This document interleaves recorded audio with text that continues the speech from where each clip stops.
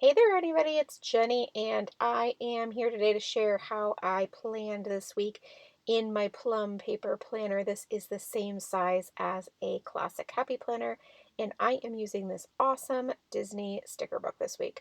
Now, first thing to note, the very first video of this got totally screwed up, and that's why you already see some stickers down because the camera slid. It's too hard to explain. Just rest assured you couldn't see anything.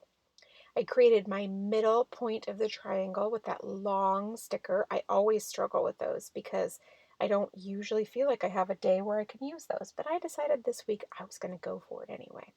And those horizontal stickers over on the right hand side is kind of the same thing. Like I don't really know how to use them. So this time I layered two other stickers on top of it, creating sort of like a mini little triangle. And it turned out super cute. And then the third element is that clear sticker on the left hand side. Now you can see that I am adding my activities now because I've already done the basic decorating. So I like to do a visual triangle at the beginning of the week for my basic decor, knowing that I'll fill more in the white spaces as I go throughout the week. I also plan all of my activities and events that I know ahead of time because it's kind of like a brain dump for me, so I can make sure that I don't miss anything as I go. This is the reason that I plan in the first place, is to make sure that I get to the places that I'm supposed to get.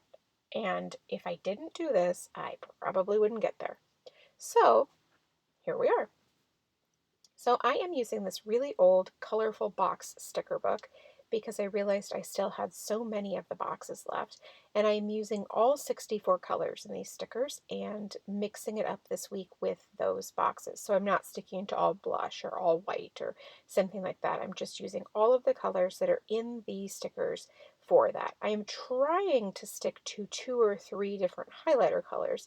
So you can see right there I'm using the Stabilo blush pink because I don't have a mild liner that is a nice blush pink that isn't a little neonish. The clean color dot markers are just life changing for me in terms of not having to use bullet stickers anymore that were sort of tedious. These do the job perfectly and I love them. I will link up the set that I have in the comments below. I am very, very happy with them. I have a set of maybe like 10 or 12 colors and it really works fine. I am also, side note, not a perfectionist and I never have been. And so if things don't match perfectly, I'm okay with that. So if you need to match perfectly, you might need 72 markers. I only need 12. I'm cool with that. I am just adding the boxes and filling in, continuing to try to alternate between writing directly on the page and on the sticker books. A, I like the way this looks. B, it keeps the expenses down per layout because if you used a box for literally everything you wrote in your planner, I cannot imagine how many boxes you would use. So I like to alternate for both reasons. I think it works out great. Now, I also try to kind of loosely do that with the decorative stickers as well. So you see right there, you have Mickey Mouse. I'm trying to write directly on the paper next to him, at least at some point. It's not possible to do it all the time, especially since my main goal is in the columns to try to alternate. So now here are on Monday. I've already written my plans for Monday. I already have that big decorative element. So now I'm making note of the Happy Meal that I got that day, a package from Amazon, because what kind of a day is it if I didn't get a package from Amazon? And you saw that I wrote directly on the page with the Stabilo marker or the Stabilo highlighter. If you haven't used those before, they're really great. They also have a really beautiful color payoff and don't bleed through this Plum paper planner paper. And so I enjoy using those as well. Now you can see that I added a box right below there, and then I added a highlighter at the bottom. Now the reason I did this was because I knew that I would have extra space and I would have to add another decorative sticker. And I didn't want the decorative sticker to be at the very bottom. I wanted it to be more in between, like a third of the way, 2/3 of the way down the column, okay? I was trying to think of how you would say that. I couldn't even think of it. So that's why I moved that last thing to the very bottom that I wanted to write, and it left plenty of room. It's actually sort of perfect.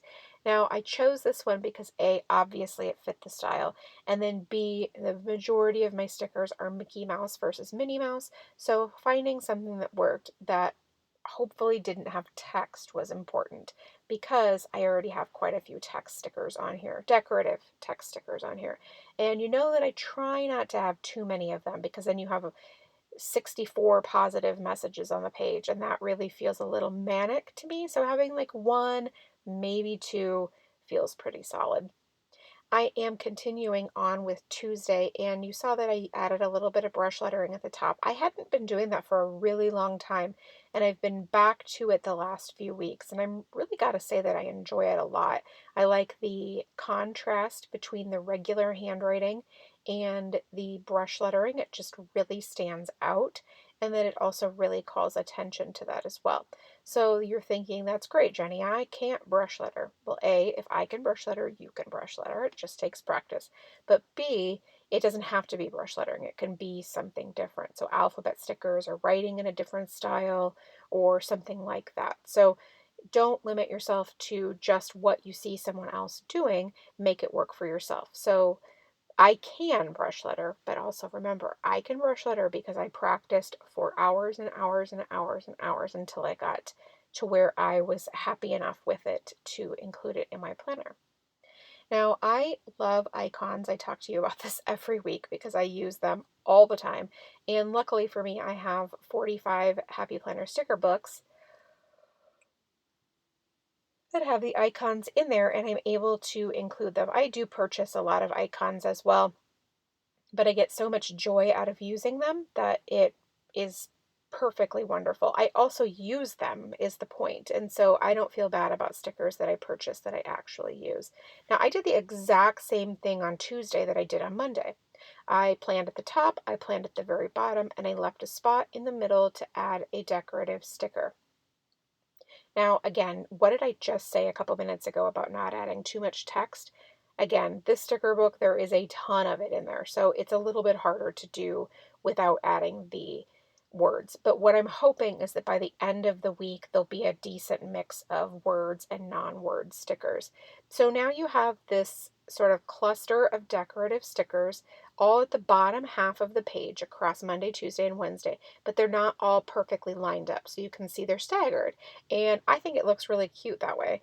And I'm happy with the way that that turned out. You just never know. No 2 weeks look exactly the same because 2 days don't look exactly the same. Like this Monday isn't the same as next Monday, that type of thing. And so I just love it. I learn so much every week, even though I've been decorative planning for a very long time. I still feel like each week my layout looks so much different than the week before, and certainly than a year before or 2 years before. And I love how the style is constantly evolving. I'm really having a lot of fun with that. Now you can also see that I vary the size of the boxes that I write on as well, and that has everything to do with how much information I need to include in that box.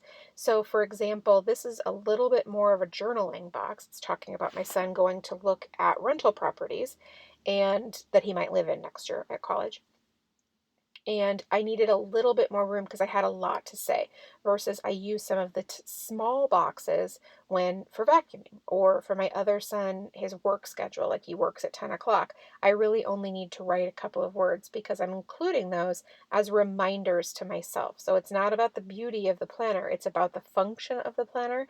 So that's why these boxes are chosen so that they are as functional as humanly possible. I suppose there are rare instances where I use them decoratively, but so another word in that, but I feel like be kind is, borderline, right? It's not really just some positive quote. It's a pretty good life lesson. And at the top, I was obsessed. I really wanted to have that Mickey Mouse peeking over the top of that box, and I love it.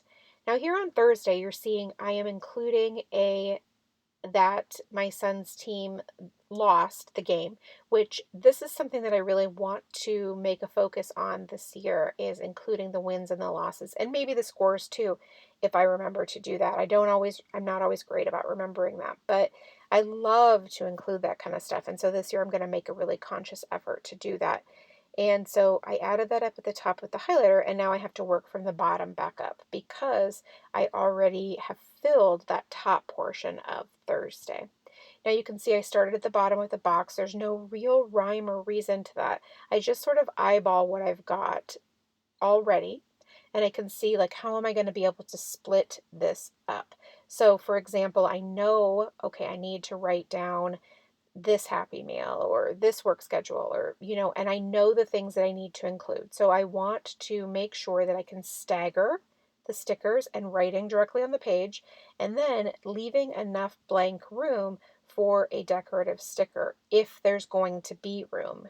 I know if there's going to be a space left, and I don't want to leave like just a tiny bit here and a tiny bit there. Now it's okay if there's just a tiny bit left, I can add washi, but if there's going to be a bigger chunk of space, I want to be able to use that for a decorative sticker. Now we're moving into Friday, and the weekends are often a little bit less full for me, so I have to get a little bit more creative in terms of filling the space.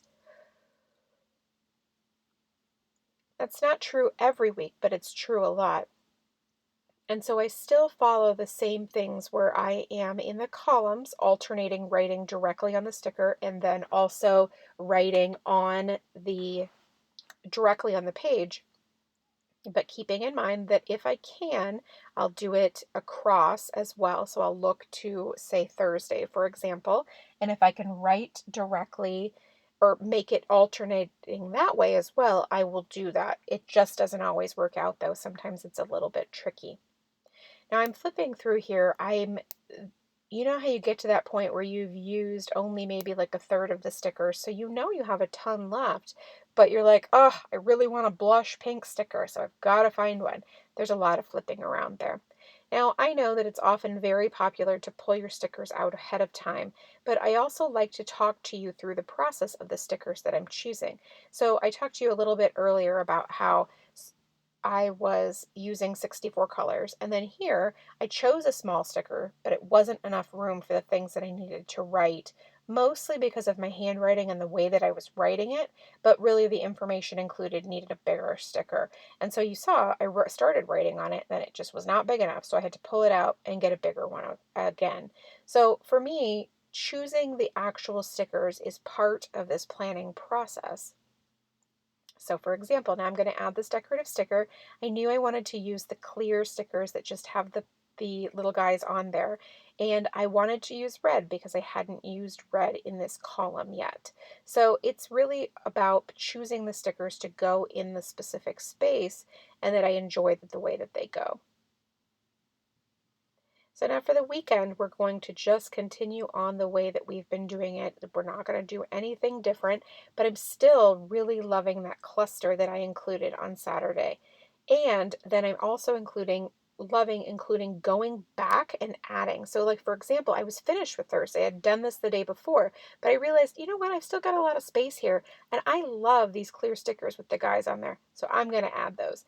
That's really what the secondary purpose for me in planning is getting the joy out of the materials that I'm using. So if it's the brush lettering or if it's using the different colors of the highlighters, or in this case, this week, the decorative stickers are really bringing me a lot of joy, like how that cluster on Thursday and Friday is bringing me a ton of joy. Now on Saturday, I'm starting at the bottom, which is really very different for me, but you can see there's not a ton of room at the top.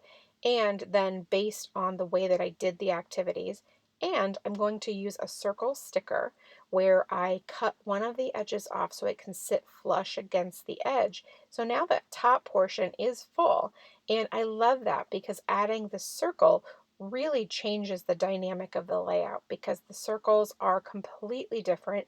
They have a different feeling and they bring a different energy to the page. And you're thinking, energy? Seriously, we're talking about stickers. I know, I get it. But the way that it flows is very different than just your traditional rectangular or square sticker. Now, I mean, I had to add a little Mickey head, didn't I? Look how cute that looks, especially since I had a little bit of blank space as well. Now, the highlighters are mild liners, and you can see that I've used those on Sunday morning at the top. I love the mild liners.